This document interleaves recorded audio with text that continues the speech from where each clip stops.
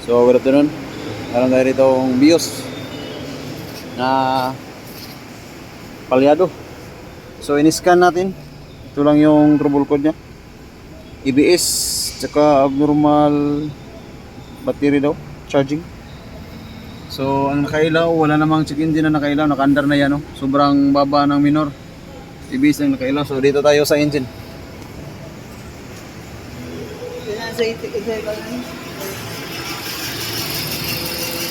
Yan, oh. Kita-kita yung palyado. Ang makina. Di pa naka-under yung aircon. So check natin mga coil. Wala. Walang reaction. Dito. Meron. Dito. Wala. Meron. Wala lang. Hindi sana yung display. Subayon pa. So wala reaction.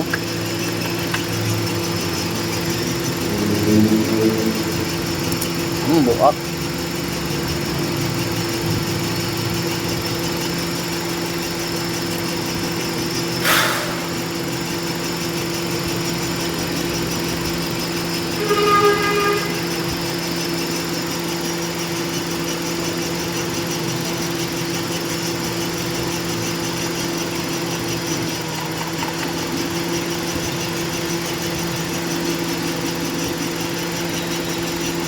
Wala yun siya positive request. Dito rin na upat na yung upat. Ganyan boss, ano yung alala ng problema niyan boss? Ignition coil, spark plug.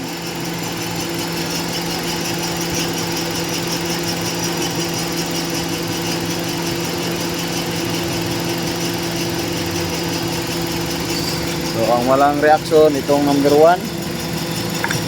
Wala. Oh. Walang kurente, busted. Ito.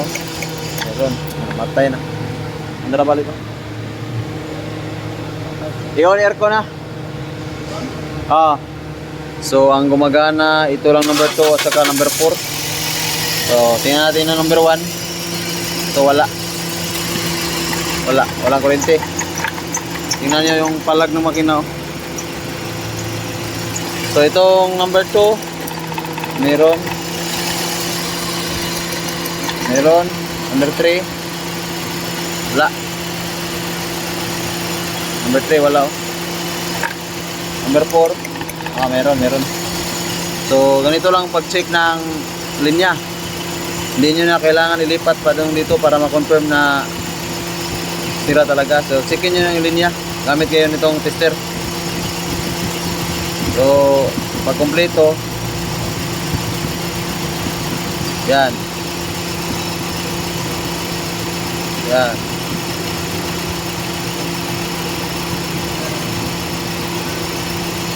Meron kompletong linya. Charging 13.2. Bang mana? Ha? Wala ba? Uy! Walang duha, oh. Uy, lagi yung mga coil yung naglaran na yun. Wala na anak. Oh, matay. So, papalitan natin tong ignition coil. Dalawa. What? Okay, pinalitan natin ng dalawang ignition coil. Ito na yung bago natin. Yan. Ito yung pinagpalitan. So, nagpalit din tayo ng isang sakit kasi nasira yung sakit dito. Isa. So, kailan natin kabit. Tapos, panda rin natin. Tingnan natin kung mawawala ba yung kurog-kurog. So ito yung dalawa yung pinalitan. Kaya natin i-start.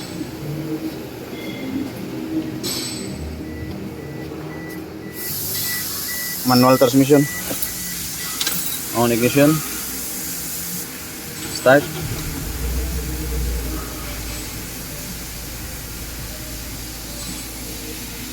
Ayun, nag-check engine siya. Kanina walang check engine, ngayon meron na. So try natin dito kung palyado pa ba yung makina.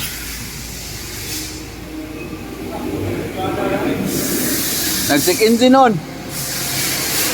Patay ka. Engine. Oh. Pero wala ray.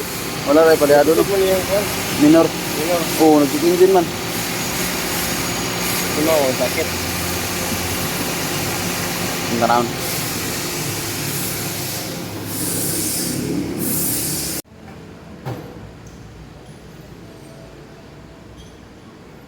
So ito yung code niya.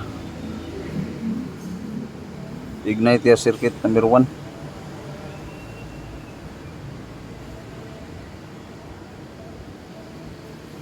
So try natin delete.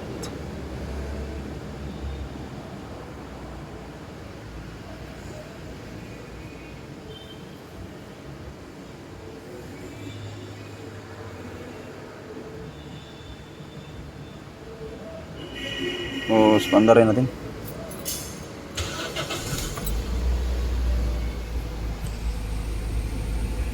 Okay, bumalik. Hindi nawala. So, scan natin. May problema to. Scan natin ulit. May problema yung ignition coil na pinalit natin.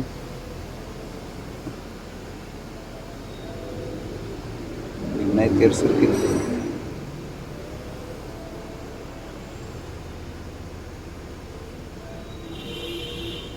So, try nating palitan yung ignition coil. So, ang ginawa ko, nilipat ko yung ignition coil ng number 1, nilipat ko sa number 2. Titingnan natin kung lumipat ba yung igniter number 1. Yan o, check engine yan. Check engine. Scan natin. Tingnan natin kung nalipat ba siya sa number 2. Kung nalipat siya, posible yung ignition coil yung sira. Ayun, lumipat nga.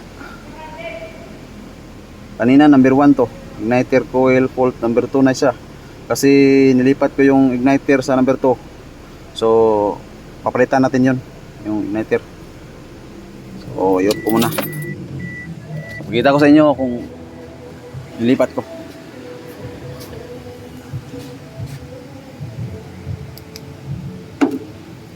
Yan, ito.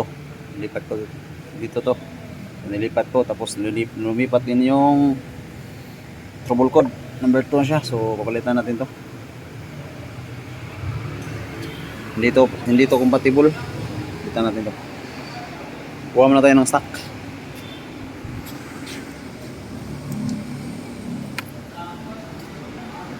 So pagka mga ganito Toyota, may stock kami.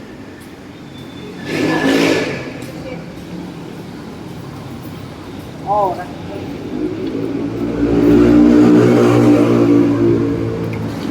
Jeb, dagan pa dito Jeb ingani. Ilisan ako ah. Dili siya compatible.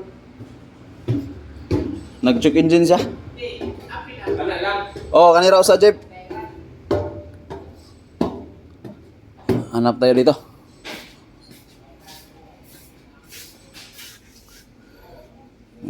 Ito.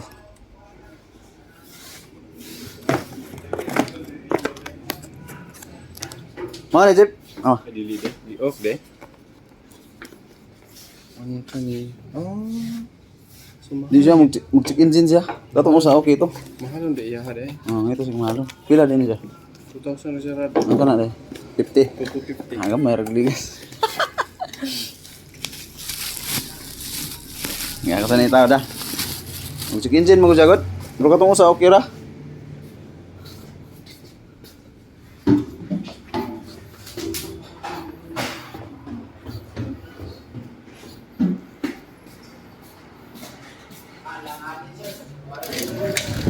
So, kuha na tayo ng bago.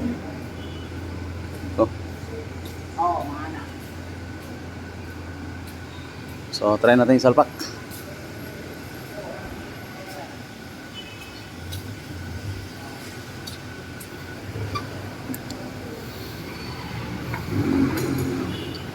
Tingnan natin kung mawala ba yung check engine.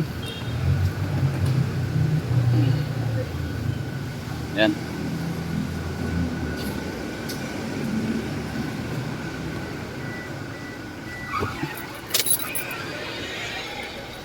Start.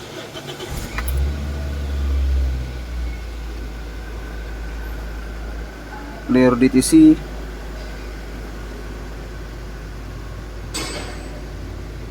Ayun. Nawala na. Wala nang check engine. So may mga pagkakataon talaga no na magpapalit ka ng ignition coil. Hindi siya compatible. Gaya ng kinabit ko nung una. So ngayon scan na natin. Scan natin ulit.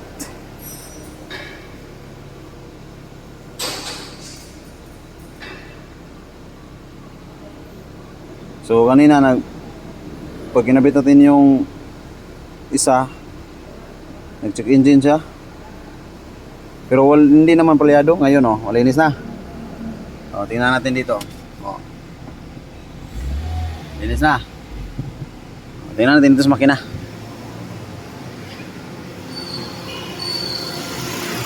Ayun, tumining na.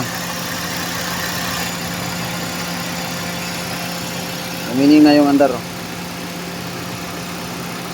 So yun lang, salamat.